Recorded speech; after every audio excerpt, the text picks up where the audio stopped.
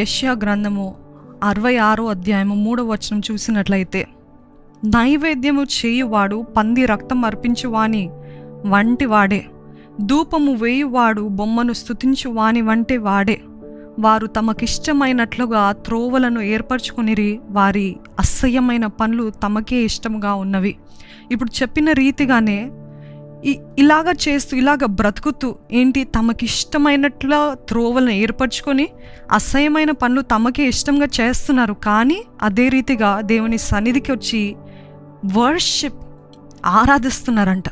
అటువంటి ఆరాధన ఎలాగుందంటే ఇక్కడ ఉంది చూడండి, నైవేద్యము చేవాడు పంది రక్తం అర్పించు వాని వంటి వాడే. అంటే పంది రక్తం అంటే అన్క్లీన్, పంది అంటేనే అన్క్లీన్, ఇంకా దాని రక్తం కూడా అన్క్లీనే కదా.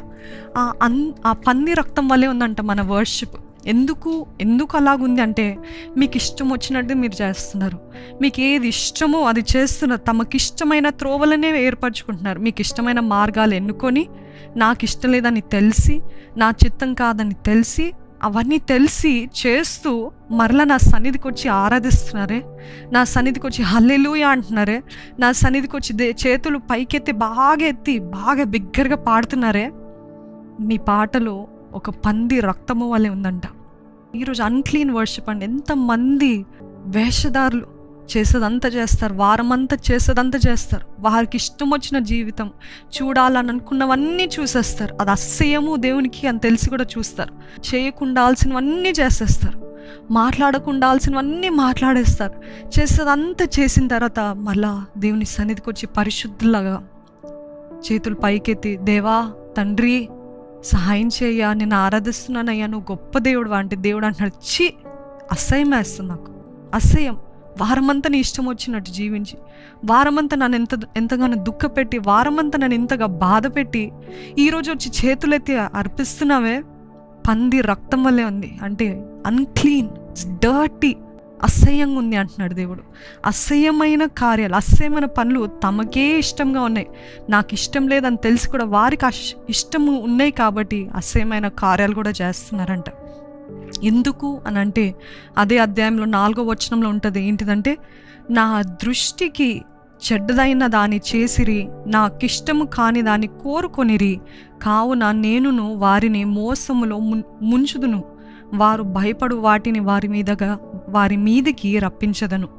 ఈరోజు మీకు ఈ మాటలు కొంచెం కఠినంగా ఉండొచ్చేమో, but God is not a God of only saying అన్నీ బాగుంటాయి, అన్నీ ఆశీర్వదిస్తాను, అన్నీ సరిచేస్తాను, అన్నీ. ఎప్పుడు కూడా మనము ఇప్పుడు దురద చెవులు కదా మనందరికీ. దేవుడు నిన్ను రెస్టోర్ చేస్తాడంటే అందరు చప్పట్లు కొడతాడు కదండి. దేవుడు నిన్ను ఆశీర్వదిస్తాడంటే హల్లెలూయా అంటాం. కానీ దేవుడి మాటలు అంటున్నాడు ఏంటిదంటే, నేను పిలిచినప్పుడు ఉత్తరం ఇచ్చేవాడు ఒక్కడూ లేకపోయాను, నేను మాట్లాడినప్పుడు వినువాడు ఒక్కడూ లేకపోయాను, నా దృష్టికి చెడ్డదైన దాన్ని చేసిరి, నాకిష్టము కాని దాన్ని కోరుకొనిది. నేను ఈ మాటలు మాట్లాడుతున్నప్పుడే పరిశుద్ధాత్మ దేవుడు ప్రేరేపిస్తున్నాడు. ఈరోజు చూస్తున్న వారు అనేక మంది ఈ కార్యాలు చేశారండి. దేవుని దృష్టికి చెడ్డదైన వాటిని చేశారు, దేవునికి ఇష్టం లేని కాని దాన్ని కోరుకున్నారు. దేవుని ఆత్మ ఇప్పుడు మిమ్మల్ని కన్విక్ట్ చేస్తుంది, బయలుపరుస్తున్నాడు. దేవుని దృష్టికి చెడ్డదైన వాటిని ఏదో చేశారు, దేవునికి ఇష్టము కాని దాన్ని ఏదో కోరుకున్నారు. What is that you have desired that is not in God's will? దేవునికి ఇష్టం కాని దాన్ని ఏంటది మీరు కోరుకున్నారు?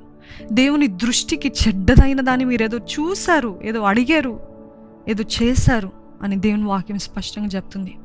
దేవుడు మీతోటే మాట్లాడుతున్నాడు. మీలో ఎవరు అటువంటి పరిస్థితుల్లో ఉన్నారో నాకైతే తెలియదు, కానీ దేవుడు అంటున్నాడు, నాకు ఇష్టం లేని దాన్ని నువ్వు చేశావు, నాకు ఇష్టం లేని దాన్ని నువ్వు కోరుకున్నావు, నా దృష్టికి అసహ్యమైన దాన్ని నువ్వు వెతుకుతున్నావు. అందుకని దేవుడు అంటున్నాడు, వారిని మోసంలో ముంచుదును. అంటే ఇంకా మనల్ని అపవాది చేతికి అప్పజెప్పేస్తాడంట. అప్పజెప్పి ఏదైతే భయపడుతున్నారో అదే మన మీదకి వస్తుందంట. జాగ్రత్త. దేవునికి ఇష్టం లేని దానికి, దేవుని దృష్టికి హేయమైనది, అసహ్యమైనది చేయకుండా ఉండటానికి జాగ్రత్త పడాలి. దేవా నాకు సహాయం చెయ్య, నీకు ఇష్టం లేని దాన్ని నేను ఏది కూడా కోరకుండా సహాయం చేయ. నీకు ఇష్టం లేని వ్యక్తిని ఏది కూడా నేను ఎవరిని కూడా కోరకుండా నాకు సహాయం చేయ. నీకు ఇష్టం లేని, నీకు చెడ్డదైన, నీ దృష్టిలో చెడ్డదైన వాటిని నేను కూడా అసహించుకోలయ్యా. ఆయన దృష్టికి చెడ్డదైనది నాకు కూడా చెడ్డదైగా ఉండాలి. ఆయన దృష్టికి మంచిది నాకు కూడా మంచిదిగా ఉండాలి.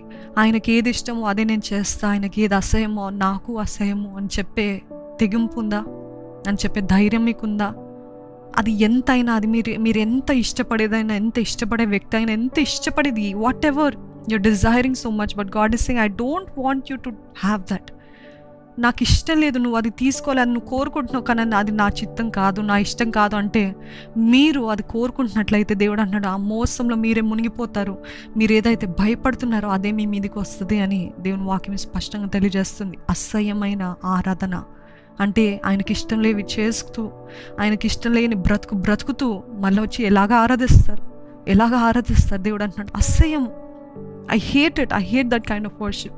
అయితే దేవుడు ఎట్లాంటి వారిని కోరుతున్నాడంటే అదే అధ్యాయంలో చూసినట్లయితే 2వ వచనంలో, ఎవడు దీనుడై నలిగిన హృదయం గలవాడై నా మాట విని వణుకుచుండునో వానినే నేను దృష్టించుచున్నాను. ఏంటండి?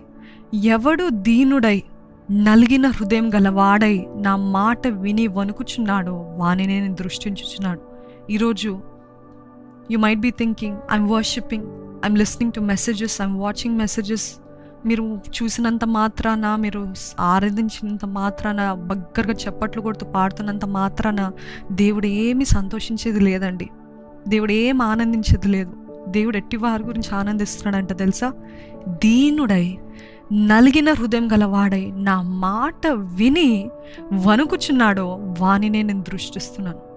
ఐఎమ్ లుకింగ్ అంటే నా ఫోకస్, నా చూపు, నా కాన్సన్ట్రేషన్ అంతా ఎవరిపైన ఉంది అని అంటే, ఎవ్వరు అయితే దీనులుగా నలిగిన మనసు గలవారై ఆయన మాట విని వణుకుచున్నారంటే, ఇప్పుడు ఇది మాటలు దేవుని మాటలుగా మీరు భావించినట్లయితే, మీరు మాట విని అయ్యో అవును దేవా ఇది నాకేనయ్యా, నాతోటే మాట్లాడుతున్నావు అయ్యా, నీకు ఇష్టం లేదు నేను ఎన్నో చేస్తున్నానయ్యా, నీకు అసహ్యమైన కార్యాలను నేను ఎన్నో చేస్తున్నానయ్యా, నన్ను క్షమించయ్యా, నేను వణుకుతున్నాను, ఐఎమ్ ఫియర్ఫుల్ లార్డ్, దేవా దయచేసి నీ పరిశుద్ధాత్మ నా అదే నుండి తీసివేద్దయ్యా అన్న దావీదు వలె ఎవరైతే దీనుడై నలిగిన హృదయం గల వారై నా మాట విని వణుకుచున్నారో వారినే నేను దృష్టిస్తానంటున్నాడు దేవుడు.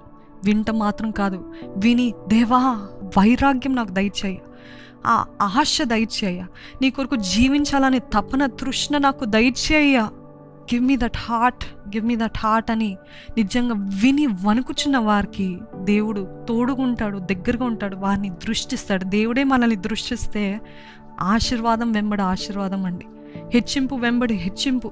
when God looks at us.